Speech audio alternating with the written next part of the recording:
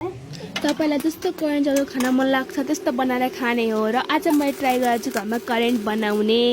त्यसको लागि करेन्टको लागि पानी त बसालेकै थिएँ अनि त्यसपछि हालेँ मैले चाउचाउ। अब आफूलाई त अब चटपटा मटपटा बनाएर बानिन्छ, त्यही भएर त्यो मसलाहरू चाहिँ म थालमा हालेर त्यसलाई मजाले घोलेर पेस्ट बनाउँदै थिएँ होइन गाइस, भन्दा मुखमा पानी पनि आइसक्यो कि। अब यस्तो बनाउँदै थिएँ अनि चाउचाउ अलिकति सानले चपस्टिकले हल्लाएको त चपस्टिक चलाउनै आएन, त्यो पनि चलेगा। त्यही भएर अब बनाएको अनि चिज हाल्नै पर्छ किनभने चिज भनेको अब चाउचाउको एउटा हिस्सा हो, खाना मिठो हुन्छ। अनि तपाईँ पनि यो ट्राई गरेर खानु होला। म चाहिँ किमा नुडल्सको उयो गरेको थिएँ कि किमा नुडल्स तरिकाएर खाएकी थिएँ। खानु र त्यो चिज मेरो अलिकति भिडियो देखेर अलिकति रुटपुटिएर च्यातेको हो, नयाँ चिज सिधै आउँछ सबैको।